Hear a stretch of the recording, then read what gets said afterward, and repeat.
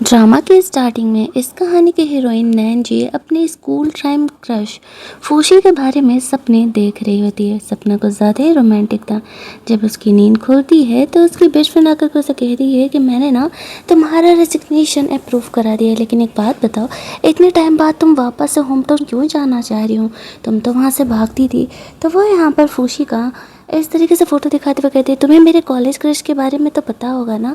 Action में अब मैं उसे परसू करने के लिए जा रही हूँ, बहुत कमा लिए पैसे, नाउ आई नीड ब्रेक। जाके सिर्फ इतना देखना है कि वो सिंगल तो है ना, और अगर उसने शादी नहीं की है तो फिर तो वो मेरा ही है।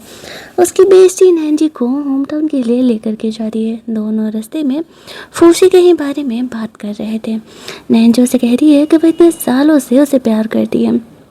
आफ्टर दैट उसके होम टाउन पर उसकी दूसरी फ्रेंड उस शहर वाली उसे यहाँ पर रिसीव करने के लिए आती है। रास्ते में वो नैनजी को उसके फूसी के अपार्टमेंट के सामने वाले अपार्टमेंट का चाबी देते हुए कहती है कि तुम्हारे लिए, जाओ जी लो अपनी ज़िंदगी। तभी वहाँ पर अचानक से कोई उनके कार के आगे से तेज़ी से ड्राइव करते हुए जाता है। उसकी बेस्टी गुस्से में उसे ओवर ड्राइव करने का कोशिश करती है, लेकिन हो नहीं पाता है।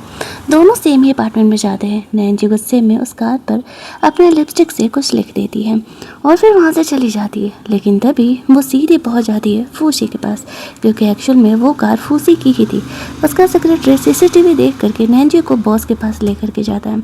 नैनजी उसे देख करके सोच रही थी कि अगर मुझे पता होता कि ये कार इसका है तो मैं कभी भी ऐसा नहीं करती। फर्स्ट इंप्रेशन ही ख़राब हो गया है।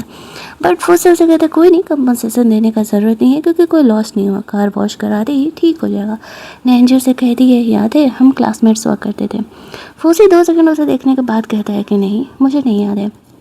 नैनजी उसे कहती है कोई बात नहीं, मैं आगे चल के याद दिला दूंगी। अच्छा एक बात बताओ, तुम सिंगल हो? फूसी सुन के शौक हो जाता है कि क्या ही बकवास करी है।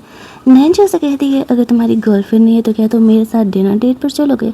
अब देखो मैंने तुम्हारे कार पर लिपस्टिक से ऐसे लिख दिया तो मुझे इस बात की रिग्रेट हो रही है, बोलो चलोगे? फूसी चुप था।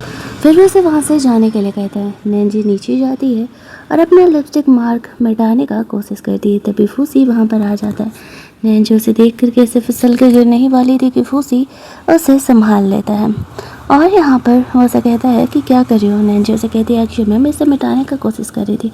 फूसी उसे कहता है मैंने कहा था ना कि ज़रूरत नहीं है, मैं वॉश करवा दूंगा, ये ठीक हो जाएगा। नैनजी उसे कहती है अच्छा बताओ ना, तुम सिंगल हो तो मैं सच में तुम्हें परसू करना चाहती हूँ। फूसी उसे कहता है कि देखो बेवजह ही मुझे प्रोवोक मत करो। नैनजी उसे कहती है इट मीन्स कि तुम सिंगल हो। फूसी वहाँ से जाने लगता है। नैनजी उसे फॉलो कर रही थी। वो उसे कहता है कि क्या वो उसे फॉलो कर रही है? नैनजी हंसते हुए कहती है कि नहीं, वो इस अपार्टमेंट में रहती है। तभी उसे एक कीड़ा दिखता है और वो फूसी को हक कर लेती है। एक्चुअल में उसे कीड़ों से डर तो लगता था, लेकिन इतना भी नहीं कि वो फूसी से ऐसे जाके चिपक जाए। फूसी तो समझ ही रहा था कि वो जानबूझ करके उसे पटाने के लिए सब कुछ कर रही है। नैनजी उसे कहती है अरे नहीं बाबा, मुझे सच में कीड़ों से डर लग रहा था। फिर लिफ्ट खोलता है, वो दोनों लिफ्ट से बाहर निकलते हैं। फूसी को पता चलता है कि नैनजी उसके सामने ही वाले फ्लैट में रह रही है। रात में नैनजी बोर हो रही थी, ये सोचते हुए कि वह क्या करे। तभी वो अपना टीवी ऑन करती तो उसे ध्यान आता है कि एक्चुअल में फूसी तो बगल वाले घर में ही है। तो वो यहाँ पर ब्लूटूथ इस तरीके से लगा करके उसे कुछ रोमांटिक मूवीज सेंड करती है। फूसी बिना सोचे उसे प्ले करता है और साउंड सुन के समझ जाता है कि ज़रूर है ये नैनजी ने किया होगा। नैनजी को वो कॉल बैक करके थोड़ा डांटते हुए कहता है ये दोबारा ऐसा मत करना, वो इस टाइप की मूवीज़ में इंटरेस्टेड नहीं है। नैनजी सोचती है कि ये तो मुझसे भी बोरिंग लाइफ बेचारा जी रहा है। नैनजी को पता था कि फूसी की कंपनी जो है वो कुछ डिज़ाइनर्स को हायर करने वाली है, तो वो यहाँ पर अपनी बेस्टी को एक डिज़ाइन बना करके देती और कहती है इसे अपने नाम से सबमिट कराना। और वो डिज़ाइन लग जाता है जीजी के हाथ, जो कि उसकी कंपनी में काम करती थी। और उसकी फैमिली वाले चाहते थे कि जीजी की शादी फूसी से हो जाए, तो वो नैनजी की बेस्टी का नाम हटा करके अपना नाम डाल देती है और कंपटीशन में वो लोग अप्लाई करते हैं और कंपटीशन जीत भी जाते हैं। नैनजी देख के खुश तो होती है, लेकिन जब वो ध्यान देती है इस पर तो उसकी बेस्टी का नाम है ही नहीं, तो समझ जाती है जिसने वैसा किया है वो जानबूझ करके किया है। तभी वहाँ पर नैन्सी अपनी बेस्टी से उस लड़की को कॉल करवाती है। वो लड़की कहती है, देखो मुझे पता है कि तुम बिगनर हो इस फील्ड में, तुम्हारे पास दो ऑप्शन है, या तो पैसा लेकर के चुप रहो या तो फिर हमेशा के लिए इस फील्ड में बैन कर दी जाओगी। अब नैन्सी ये सुन के और ज़्यादा गुस्सा करने लगती है कि इस लड़की की इतनी हिम्मत, ये यहाँ पर मुझे धमकी दे रही है। चलो फूसी की कंपनी, बहुत हो गया, अब उसी से डायरेक्टली मैं बात करूँगी। नैन्सी सीधे फूसी के ऑफिस में पहुँचती है, जहाँ पर कि जीजी अपने इस डिज़ाइन को लेकर के फुल ऑन शो ऑफ कर रही थी कि देखो मेरा डिज़ाइन कंपटीशन में अवार्ड जीती है। तभी नैन्सी से जाकर के कहती है कि तुम्हारी ये ऑफिस की गर्ल एक्चुअल में मेरे डिज़ाइन को अपना डिज़ाइन बता रही है, मेरी बेस्टी ने अपना डिज़ाइन सबमिट किया था और इसने अपना नाम डाल दिया। तो जीजी उससे कहती है प्रूव दो, यूँ ही बात बोलने से नहीं होगा। वो कहती है चलो ठीक है, काम करते इस डिज़ाइन को फाड़ते हैं, आधा घंटा तुम्हारे पास है आधा घंटा मेरे पास है, और अगर ये एक्चुअल में तुम्हारा डिज़ाइन है तो तुम तो बहुत ही आसानी से इसे बना लोगी। अब एक्चुअल में जीजी को तो आता नहीं था, तो वो बहाना करने लगती है। फूसी समझ जाता है, वो उस डिज़ाइन को फाड़ देता है और कहता है ठीक है, आधे घंटे है तुम्हारे पास, तुम दोनों ही डिज़ाइन सबमिट करो। और एक्चुअल में वो नैन्सी का डिज़ाइन था, तो वह जीत जाती है। जीजी गुस्सा होकर के वहाँ से जाती है। उसके जाते ही नैन्सी वापस से फूसी से फ्लर्ट करने लगती है और वैसे कहता है कि अगले दिन से एचआर को जाकर के इन्फॉर्म कर देना कि तुम जॉब पर आ रही हो। नैन्सी ये बात सुन करके खुश हो जाती है, क्योंकि यहाँ पर उसे फूसी के साथ थोड़ा ज़्यादा वक्त बिताने का मौका जो मिलने वाला था। इधर फूसी की मम्मी उसे कॉल करते हुए कंप्लेन कर रही थी कि जीजी रो रही है और तुम्हें तो इस बात की फिक्र ही नहीं है। वैसे कहता है उसने गलती भी तो किया है, डांट तो लगेगा ना। आफ्टर दैट वो चले जाता है नैन्सी के पास, जो कि ऑफिस में है, उसका इंतज़ार कर रही थी। वो सो रही थी तो वो उसका थोड़ा फिक्र करने लगता है। नैन्सी जगती है तो वो उसे हक कर लेती है, बहाना करती है कि लगता है कि तुम्हें तो अब सच में मेरी फिक्र होने लगी है। अच्छा एक बात बताओ ना, मैं सीरियस हूँ तुम्हें लेकर के, तुम्हें परसू करने को लेकर के, क्या तुम मुझे अलाउ करेंगे? फूसी काफ़ी शर्मा रहा होता है और वो चुप ही था, उसे समझ में नहीं आ रहा था। आखिरकार वो जवाब दे गया। वो कह रहा होता है यार तुम ऐसा कैसे कर सकती हो, तुम लड़की हो। नैन्सी उसे कहती है मुझे तुम पसंद हो तो इसमें शर्माना क्या है। फूसी अभी भी उसे जवाब नहीं दे रहा था, लेकिन दोनों किस जरूर करने वाले थे। तभी फूसी का सेक्रेटरी आ जाता है और फूसी यहाँ पर काफ़ी ज़्यादा अपने सेक्रेटरी को देख करके ऑकवर्ड फील करने लगता है। नैन्सी से कहती है ठीक है, फ़िलहाल मैं जा रही हूँ, मैं तुमसे बाद में मिलूँगी। ऐसा करके वो वहाँ से चली जाती है। फ्लैशबैक में याद कर रही थी कॉलेज टाइम में जब नैन्सी ऐसे गेम खेला करता था, तो वो वाटर देने के लिए आती थी, लेकिन दूसरी लड़कियाँ तब तक उससे वाटर ऑफर कर दिया करती थी। उस समय तक तो यहाँ पर कभी नैन्सी को हिम्मत नहीं हुआ था, लेकिन अब वो यहाँ पर पीछे नहीं हटने वाली है। वो फूसी को वाटर देने के लिए जाती है, तभी स्लिप करके नीचे गिरने लगती है और फूसी एक्शन में उसे संभाल लेता है। यहाँ पर वो बहुत ही ज़्यादा उसका दोस्त है कि शौक हो जाता है कि मेरा फ्रेंड इतना कैसे बदल गया, वो लड़कियों में इंटरेस्ट कैसे लेने लगा। जीजी भी यहाँ पर वाटर ऑफर करने के लिए आए हुए थे, लेकिन वो उसका वाटर नहीं लेता है और वो नैन्सी का बॉटल ले लेता है। नैन्सी वॉशरूम जाती है तो जीजी उसे बुली करने के लिए पहुँच जाती है। उसे पता था कि फूसी इन बातों को सुन रहा है, दैट्स फिर वो यहाँ पर ऐसे इनोसेंट होने की एक्टिंग करती है और वीक होने की एक्टिंग करती है। तुम्हें तो पता ही है कि हमारी फैमिली कितनी गरीब रही है शुरुआत से, हम स्टेप फादर के बीच पले बड़े हैं, तो तुम मुझे ऐसे बोली कैसे कर सकती हो। अब वहाँ से तो जीजी चली जाती है, उसे पता नहीं था कि फूसी इन बातों को सुन रहा है। नैन्सी भी ऐसे दिखाती है जैसे कि उसे पता नहीं था कि एक्चुअल में फूसी इन बातों को सुन रहा है। एंड आफ्टर दैट हम लोग देखते हैं कि वो लोग वहाँ से चले जाते हैं। फूसी थोड़ा सा नैन्सी के लिए डिफरेंट फील करने लगा है। दूसरे दिन नैन्सी को इस तरीके से कॉल आता है कि उसकी मॉम को उसकी आंटी परेशान करिए। उसके डैड के जाने के बाद वो उस घर में रह रही थी, लेकिन उसकी आंटी उसके घर लेना चाहती थी। नैन्सी जल्दी जल्दी वहाँ के लिए निकलती है। फूसी यहाँ पर देखता है कि वो कहाँ जा रही है, तो वो थोड़ा परेशान होकर उसे फॉलो करने लगता है। उसकी आंटी यहाँ पर नैन्सी की मॉम को घर से निकलने के लिए कह रही होती है। तब तक नैन्सी वहाँ पर पहुँचती है और वो अपनी आंटी के खिलाफ लड़ने लगती है। उसकी आंटी का कहना था कि उसके डैड के गुजरने के बाद ये घर उसका है और वो लोग वहाँ से निकल जाए। वो लोग नैन्सी और उसकी मॉम को बुली कर रहे थे, तभी फूसी वहाँ पर आ जाता है। वो अपने साथ गार्ड लेकर के आया हुआ था और इतने सारे लोगों को देख करके उसकी आंटी डर के मारे वहाँ से खिसक लेती है। फूसी यहाँ पर नैन्सी की मॉम को एक्चुअल में उसका बॉस कह के इंट्रोड्यूस कराता है। नैन्सी को वो सेव करता है। वो देखता है कि उसके फेस पर ऐसे थप्पड़ के मार्क लगे हैं, तो उसे उसके लिए थोड़ा बुरा लगने लगता है। उसे वहाँ से लेकर के जाता है जहाँ पर कि वो नैन्सी का फर्स्ट एड कर रहा था और बोल रहा था तुम तो सबको सबक सिखाती हो, आज खुद क्यों ऐसे तुम मार खा रही थी। वो कहती है वो आंटी थी ना, उस पर हाथ नहीं उठा सकती थी, बट उससे मैं अलग तरीके से सबक सिखाऊंगी। उसकी मम्मी से पूछती है, फूसी सच में तुम्हारा बॉस ही है ना? नैंजी कहती, हाँ मम, अभी तक तो बॉस ही है, लेकिन मैं उसे परसू कर रहा हूँ। उसकी मम्मा से कहती, तो तुम फूसी से कुछ पैसे क्यों नहीं उधार ले लेती? मैं वो घर छोड़ के शिफ्ट हो जाऊंगी। फूसी इन बातों को सुन लेता है। उसे ऐसा लगता है कि नैंजी उसके साथ सिर्फ पैसों के लिए है। अगले दिन जब नैंजी ऑफिस जाती है तो फूसी उसे 10 मिलियन ऑफर करते हुए अब ऑफिस नहीं आने के लिए कहता है। उसे ऐसा लग रहा था कि वो पैसों के लिए फूसी के पास आए हुए। नैंजी उसे कहती है, पैसे क्यों दे रहे हो, क्या हुआ है, बताओगे? फूसी उसे नहीं बताता कि एक्चुअल में उसने उसकी और उसकी मॉम के बीच की बातों को सुन लिया है। नैंजी उसे कहती है, ठीक है, फिलहाल तो मैं जा रही हूँ, एक लास्ट टाइम में तुम्हें परसू करूँगी, और अगर तब तुमने मुझे रिजेक्ट कर दिया तो फिर मैं गिव अप कर दूँगी। आज के बाद मैं तुम्हें डिस्टर्ब करने नहीं आऊँगी। अगले दिन नैंजी की बेस्टी उसे कुछ नए डिज़ाइन डिलीवर करने के लिए जाती है। वो नैंजी के बारे में पूछता है तो उसकी फ्रेंड उसे बताती है कि एक्चुअल में नैंजी क्लास यूनियन में गई हुई है, दैट्स व्हाई वो आ नहीं सकती है। फौजी भी उस क्लास यूनियन में जाने का डिसाइड करता है। अगले दिन हम लोग वो क्लास यूनियन का सीन देखते हैं जहाँ पर कि बहुत सारे लोग आए हुए थे और वो लोग नैंजी का ही इंतज़ार कर रहे थे।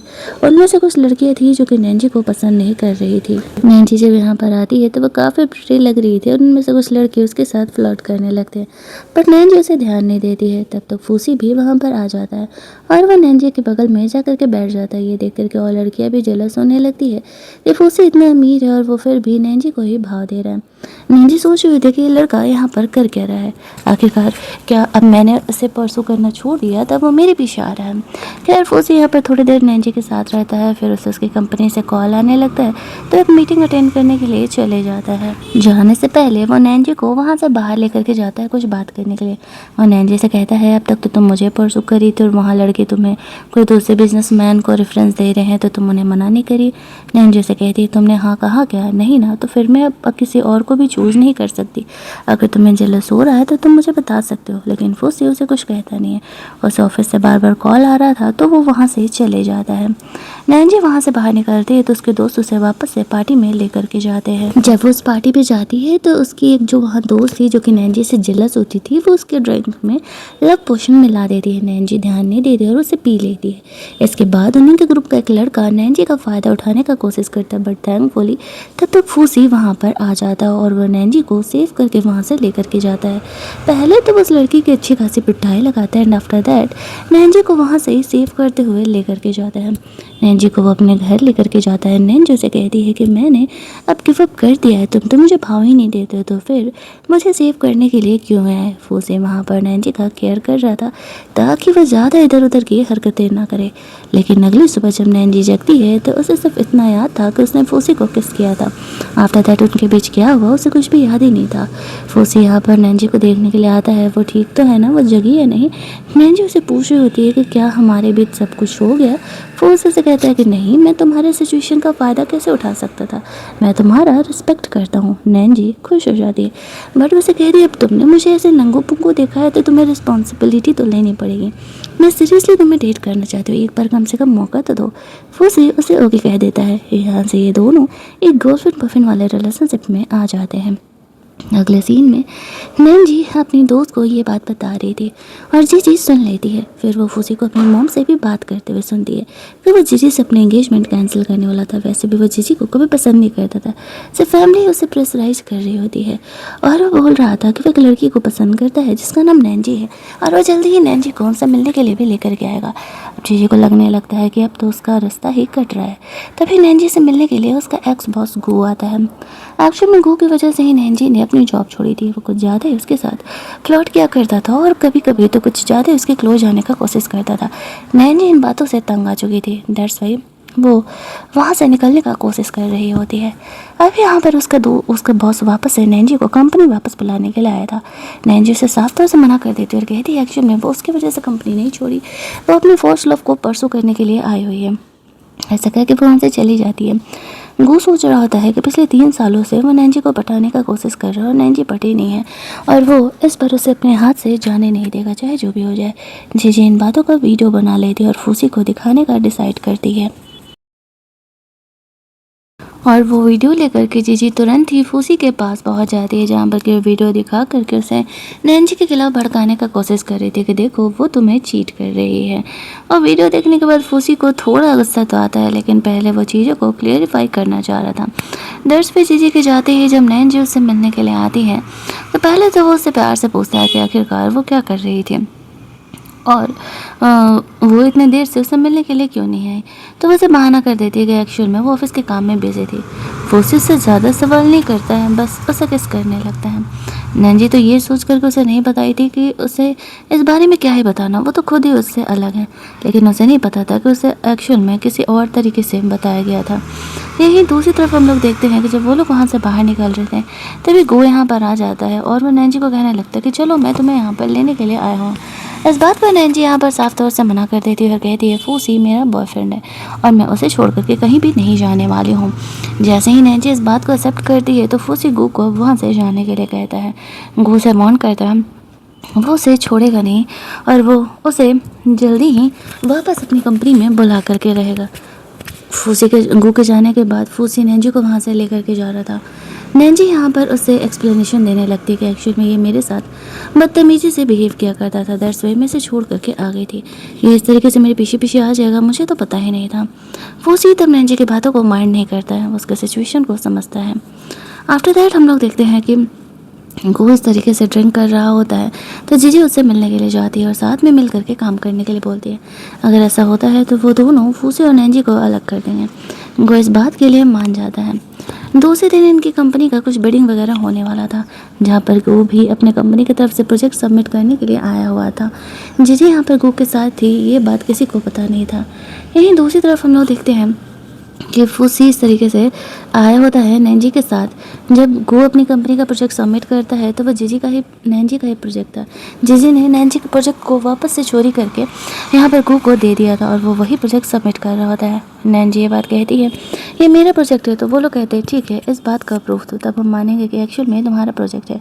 फूसी यहाँ पर नैन्जी के सपोर्ट में आता है और वो लोग यहाँ पर कहने लगते हैं ओ नैन्जी तो यहाँ पर फूसी की गर्लफ्रेंड है, दर्ज पे वो उसे सपोर्ट कर रहा है, ये नैन्जी का प्रोजेक्ट नहीं है। तो फूसी तुरंत ही यहाँ पर हिडन कैमरास के वीडियोस निकाल करके दिखा देता है जहाँ पर कि जीजी ने नैन्जी के प्रोजेक्ट को चोरी करके इस तरीके से गू को दिए थे। अब यहाँ पर उनका मुँह ही बन जाता है और नैन्जी के कंपनी का प्रोजेक्ट एक्चुअल में चूज कर लिया जाता है क्योंकि वो बहुत ही अच्छा था। और यहाँ पर फूसी जो है जीजी और गू को वहाँ से निकलवा देता है। वहाँ से निकल करके वो लोग ऑफिस पहुँचते हैं जहाँ पर कि फूसी और नैन्जी का रोमांस आगे कंटिन्यू हो रहा था। रोमांस करने के चक्कर में फूसी गलती से नैन्जी का ड्रेस ऐसे फाड़ देता है। फिर नैन्जी के फ्रेंड को नैन्जी के लिए एक नया ड्रेस लाने के लिए बोलता है। जैसे उसकी बेटी ऐसा कर रही थी जीजी रास्ते में मिलती है और उससे वो ड्रेस छीन लेती है। खुद ही वो ड्रेस पहन करके फूजी से मिलने के लिए चली जाती है माफ़ी मांगने के बहाने। फूजी सोच रहा होता है कि ये ड्रेस जीजी के पास कहाँ से है, ये ड्रेस तो उसने नैन्जी के लिए मंगाया हुआ था। और उसे ऐसा देखते हुए सोच करके उसे ऐसा लग रहा था कि शायद ये ड्रेस फूजी को पसंद है। तभी वहाँ पर नैन्जी आती है और कहती है तुमने तो मेरा ड्रेस ही रखा हुआ है, कम से कम मुझे पे तो कर दो अगर मेरे ड्रेस का इस्तेमाल कर रही हो तो। शुरुआत में तो वो बात नहीं मान रही होती, लेकिन जब वो उसे अपने शॉप का टैग दिखाती है कि इस ड्रेस में तो मेरे ही शॉप का टैग लगा हुआ है तो बेहतर होगा कि तुम इस ड्रेस को लिए पे कर दो। तो मजबूरी में यहाँ पर जीजी को इस ड्रेस के लिए पे करना पड़ता है। फौजी उसे डांटते हुए कहता है कि अब कितना ही गिरोगे और कितना ही बेइज्जती करोगी, तुम्हें साफ पता है कि मैं तुम्हें बिल्कुल भी पसंद नहीं करता हूँ और फिर भी तुम मेरे पीछे पड़ी हुई हो। जीजी वहाँ से बाहर निकलती है और वो फौजी और नैन्जी के रिलेशनशिप के बारे में सबको बता देती है, ये कहते हुए कि नैन्जी कंपनी के बॉस को पटाने का कोशिश कर रही है, जिस वजह से बहुत ज़्यादा ये हड़कंप मच जाता है और सारे यहाँ पर नैन्जी को ही गलत ठहराने लगते हैं। उसकी आंटी को तो ये सिचुएशन मिल जाता है और उसे इन चीज़ों को ख़राब करने के लिए जीजी ने भी बोला था, तो वह सिचुएशन का फ़ायदा उठाते हुए और ज़्यादा नैन्जी को बदनाम करने का कोशिश करती है। नैन्जी यहाँ पर सिचुएशन को हैंडल आउट करने का कोशिश कर रही थी, लेकिन सारे नैन्जी को ही गलत समझ रहे होते हैं। तभी वहाँ पर हम लोग देखते हैं कि फूसी सिचुएशन को हैंडल आउट करता है। उसकी आंटी अपने आप को हारता देख गुस्से में नैंजी पर अटैक करने वाली थी तो फूसी बीच में आ जाता है और उसे सेव करने के चक्कर में वो इंजर्ड हो जाता है। नैंजी उसे वहाँ से लेकर के जाती है, उसको फर्स्ट एड कर रही होती है। उसे फूसी की काफ़ी फिक्र हो रही थी और फूसी को ये देख करके बहुत ही अच्छा फील हो रहा था। फिर वो अपने सेक्रेटरी को कॉल करता है और ये पोस्ट को हटवाने के लिए बोलता है। साथ ही में उसकी मॉम भी कॉल करती है। फूसी के इंजर्ड होने की न्यूज़ भी उन तक पहुँच गई थी। वो नैंजी से मिलना चाह रही थी। अब कौन ऐसी लड़की है भाई जो कि फूजी का दिल लेकर के बैठी हुई है। लेकिन उससे पहले ही एनसीसी फूजी की मॉम के पास पहुंच जाती है। रोना धोना करके नैंजी के बारे में बहुत ही ज़्यादा वो बुराई कर देती है। तो इसी वजह से फूजी की मॉम नैंजी को गलत समझने लगती है। अगले दिन फूसी जब नैंजी को अपनी मॉम डैड से मिलने के लिए लेकर के जाता है तो वो बहुत ही नर्वस थी कि पता नहीं उसकी मॉम को वो पसंद आएगी या नहीं। इस बात पर फूसी उसे कहता है कि मैं हूँ ना, मैं तुम्हें पसंद करता हूँ, इस बात से फ़र्क नहीं पड़ता है कि तुम उन्हें पसंद आती हो या नहीं। जब वो लोग फूसी की मॉम से मिलने के लिए जाते हैं तो ऑब्वियस सी बात है जीजी की गई बुराई की वजह से वो नैंजी को कुछ खास पसंद नहीं करती हैं और उनके बिहेवियर से भी ये बात पता चल रहा होता है कि वो नैंजी को कुछ खास पसंद नहीं कर रहे हैं।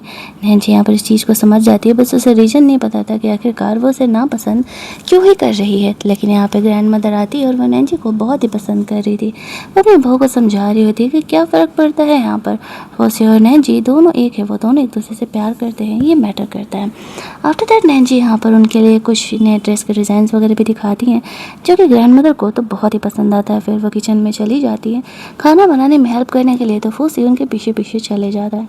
खाना बनाना कम और उनका रोमांस ज़्यादा वहाँ पर हो रहा था।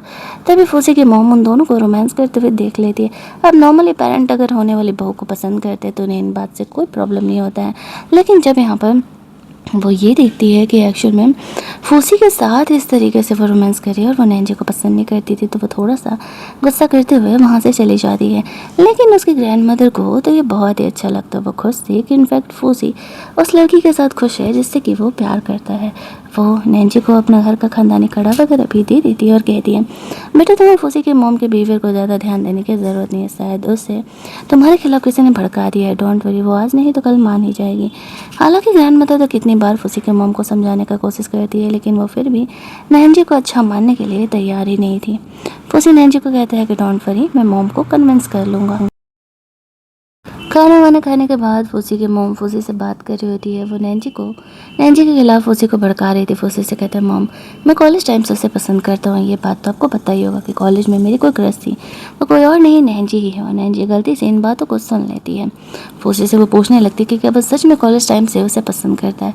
इस बात पर फूसी से कहता है तो तुम्हें क्या लगता है अगर ऐसा नहीं होता तो मैं तुम्हें इतनी आसानी से अपना गर्लफ्रेंड बनने के लिए हाँ कैसे कह देता। नैंजी खुश हो जाती है लेकिन सोचती है कि अगर फूसी को उसे पसंद करता था तो आखिरकार उसने उसे इतना मेहनत क्यों ही करवाया, लड़के ऐसे ही होते हैं।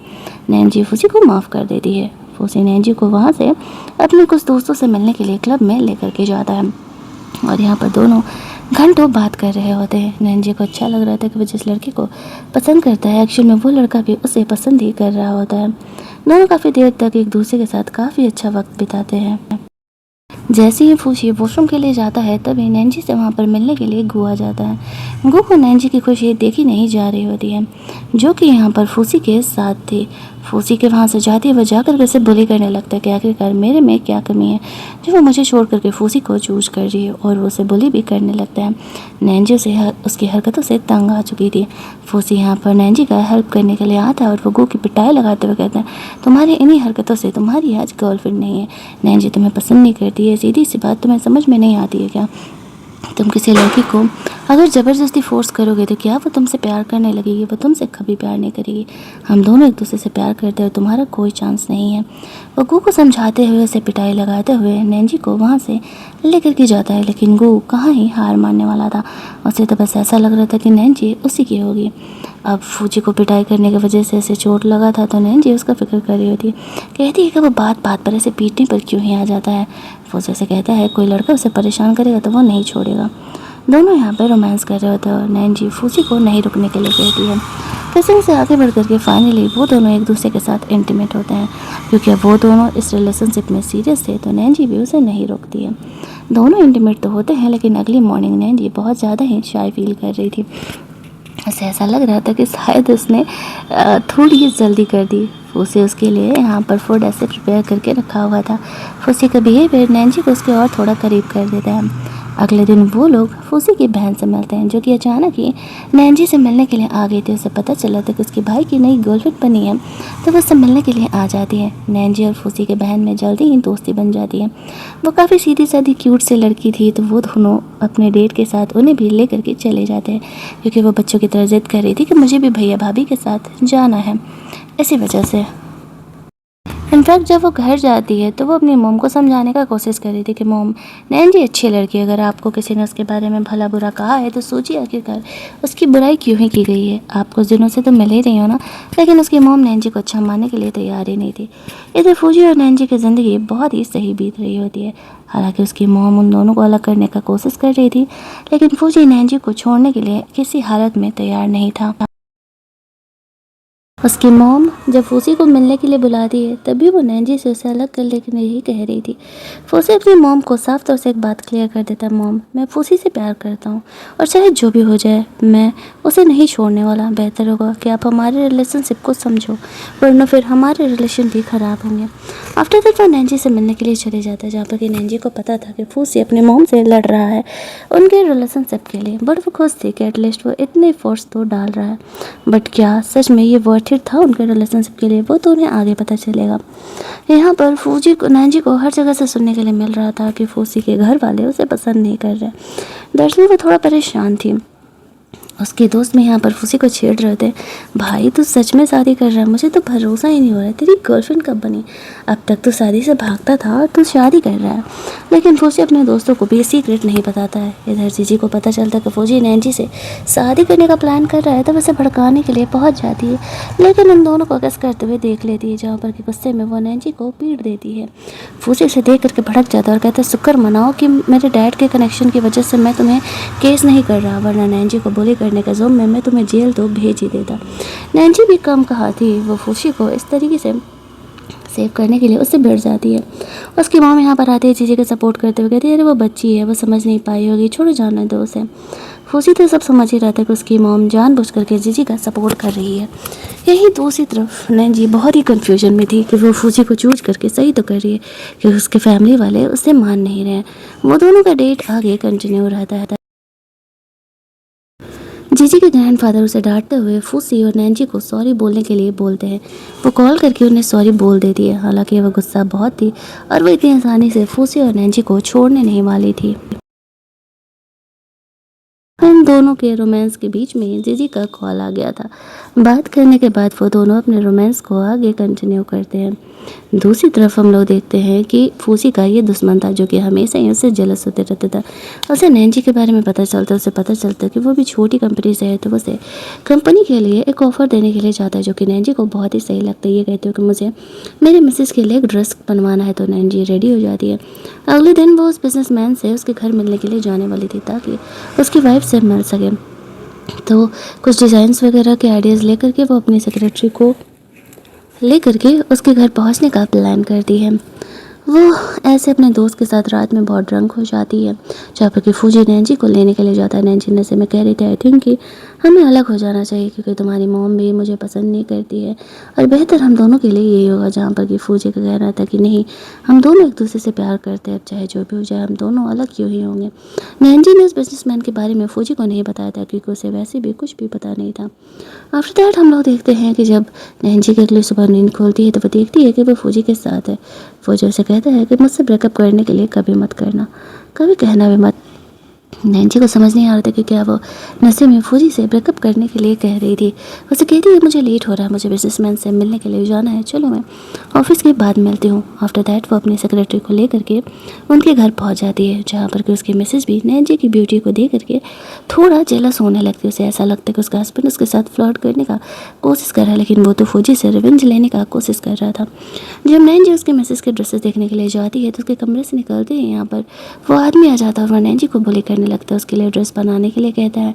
नैंजी मना कर देती है कि वो उसके मेजरमेंट नहीं लेने वाली है, तो वह नैंजी के साथ बदतमीजी पर उतर जाता है। लेकिन तभी फौजी नैंजी को सेव करने के लिए आ जाता है।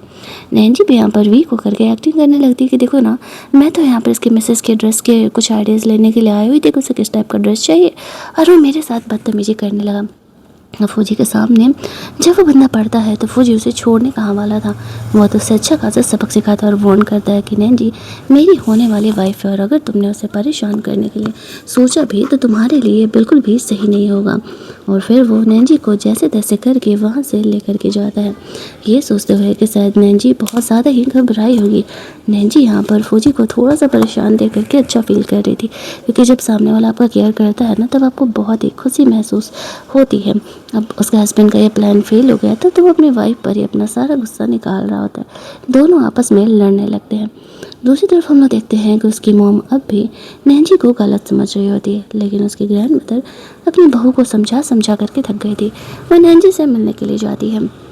नैंजी को वो फौजी को छोड़ने के लिए बोल रही थी, लेकिन नैंजी साफ मना कर देती और कहती आंटी मैं फौजी को बहुत सालों से प्यार करती हूँ, मैं उसे नहीं छोड़ने वाली। तभी वहाँ पर कुछ गुंडे लोग आ जाते हैं। वो लोग नैंजी और उसकी मॉम को किडनैप करके वहाँ से लेकर के जाते हैं, जहाँ पर कि फौजी से वो लोग बहुत सारे पैसे ऐंठने वाले थे। ये जो बदमाश आदमी ने अभी नैंजी पर अटैक किया था ना, वही इन्हें किडनैप करवा था। नैंजी उसकी मॉम को सेव करने के लिए कहती है काम करो तुम लोग आंटी को जाने दो, जितने पैसे चाहिए सिर्फ मुझे किडनैप करने पर ही फौजी तुम्हें देने के लिए तैयार हो जाएगा। तो वो लोग ये बात मान जाते हैं, उसकी मॉम को वहाँ से जाने के लिए दे देते हैं। आफ्टर दैट वो लोग नैंजी को पकड़ करके रखे हुए थे। फौजी वहाँ पर पहुँचता है, वो लोग पैसे की डिमांड कर रहे थे नैंजी को छोड़ने के लिए। और तब तक हम लोग देखते हैं कि वहाँ पर फौजी आ जाता है और पुलिस वगैरह लेकर के आया था और वो गुंडे लोगों को पकड़ लेता है। साथ ही में वो बिजनेसमैन भी पकड़ा जाता है जिसने कि नैंजी और उसकी मॉम को किडनैप किया था। हालांकि इन चक्करों में नैंजी थोड़ा इंजर्ड हो गई थी अपनी सासू मॉम को बचाने के लिए, और इस इंसिडेंट के बाद उसकी सासू मॉम को इस बात का एहसास हो जाता है कि एक्चुअल में नैंजी बुरी लड़की नहीं है।